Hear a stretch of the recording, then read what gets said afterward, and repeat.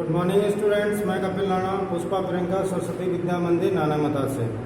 आज 9th class की गणित में हम करेंगे प्रश्नावली 5.1।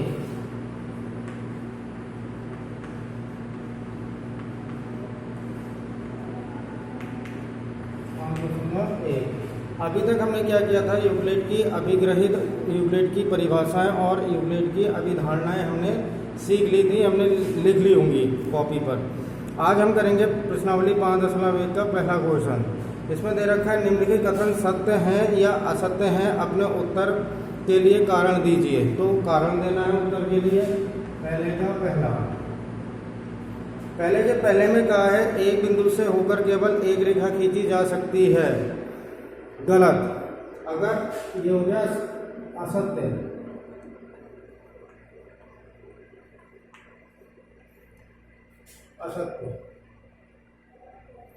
वैसे हमारा क्या है कि अगर हम कोई रेखा खींचते हैं तो हमें क्या चाहिए थी, दो बिंदु चाहिए, तभी तो हम एक रेखा खींच पाएंगे।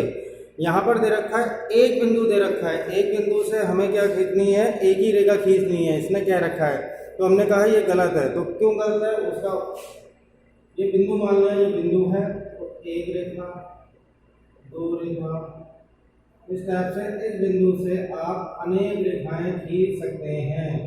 ये हो गया अनेक रेखाएं खींच सकते हैं, अतः ये क्या हो गया, गलत हो गया। सेकंड क्वेश्चन में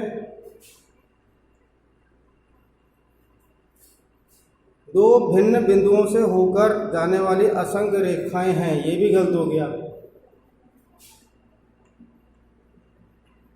असत्य।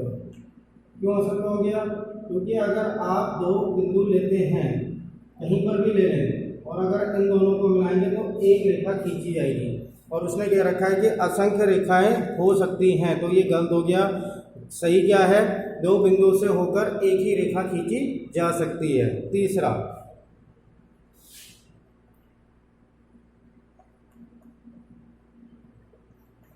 तीसरे में क्या रखा है, एक शांत रेखा दोनों ओर अनिश्चित रूप से बढ़ाई जा सकती है, ये सत्य हो गया।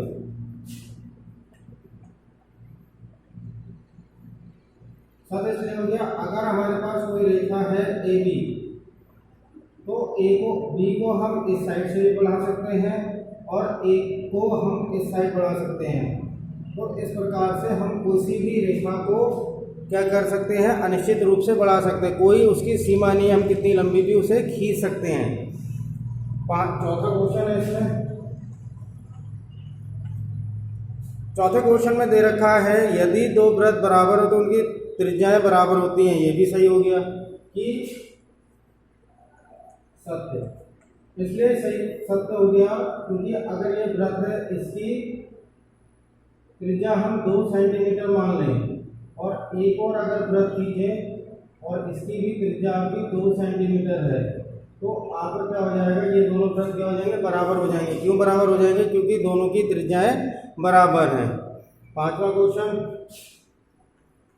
पांचवें भाग में दे रखा है आकृति ए बी पी क्यू और ए बी बराबर पी क्यू और पी क्यू बराबर एक्स वाई, तो ए बी बराबर एक्स वाई होगा।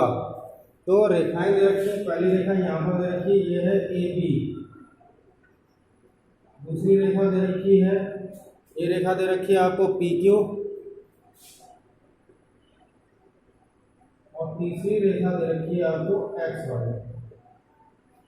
ठीक है, ये रेखाएं आपको दे रखी हैं। जब ये रेखाएं दे रखी हैं तो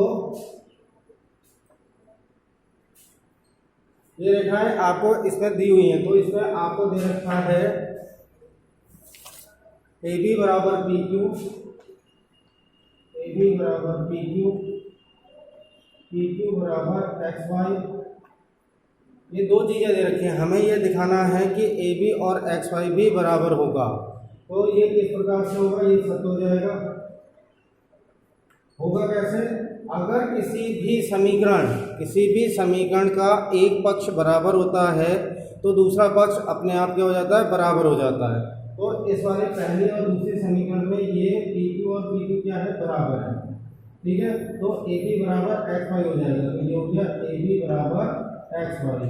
अगर हम कह सकते हैं कि ए बी रेखा और एक्स वाई रेखा, ए बी और एक्स वाई रेखा भी बराबर होंगी, इसलिए ये सत्य हो गया। ठीक है, अब है आपका दूसरा क्वेश्चन।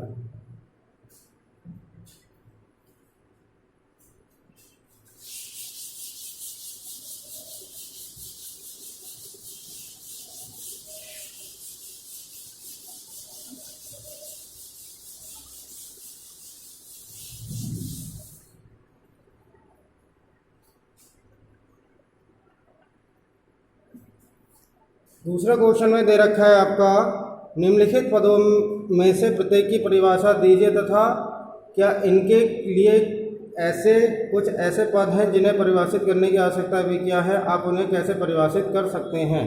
नंबर 1, समांतर रेखाएं। समांतर रेखाएं, तो समांतर रेखाएं की हमें क्या देनी है, परिभाषा देनी है। तो हम समांतर रेखाओं को किस प्रकार से दिखाएंगे, यदि दो रेखाएं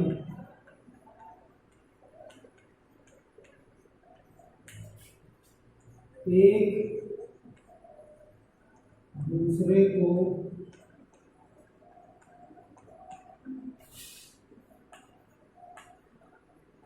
प्रतिच्छेद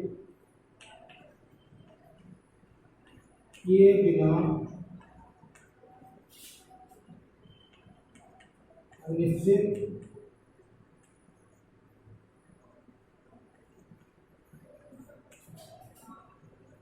दूरी तक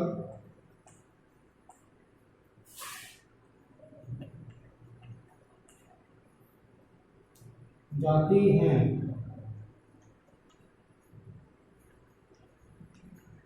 समांतर रेखाएं कहलाती हैं।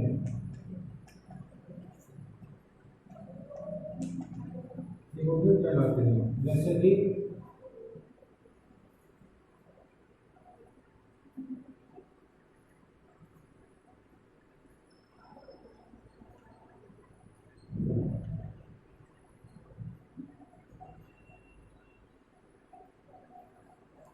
ठीक है, अनिश्चित दूरी तक जाएंगी और एक दूसरे को प्रतिच्छेद नहीं करेंगी। दूसरा दे रखा है लंब रेखा है।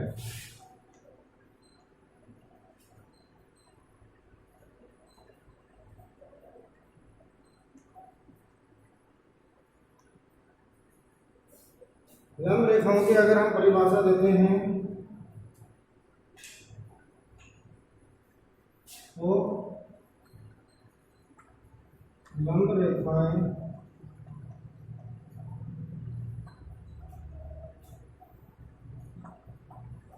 दूसरी रेखा में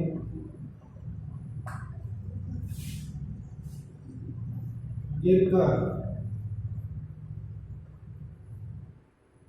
90 अंश का कोण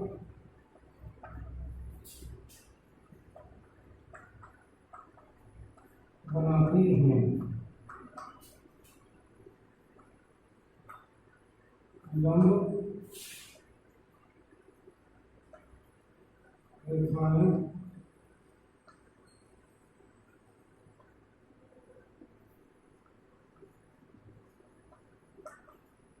कहलाती हैं। जैसे कि अगर आप इसका उदाहरण लेते हैं तो ये हो गई ए बी, कोई भी रेखा अगर गिरेगी इस पर, हमने पी क्यू मान लिया, तो यहाँ पर क्या बनेगा, 90 अंश का कोण बनेगा। इसे हम कहते हैं क्या, कि ये लंब रेखाएं हैं। ठीक हो गया। तो इस प्रकार से मैंने 2 परिभाषा दे दी हैं। पहला क्वेश्चन इसका कंप्लीट हो गया है। अगली वीडियो में मैं आपको इसकी बची हुई परिभाषाएं लिखाऊंगा। ठीक है, धन्यवाद।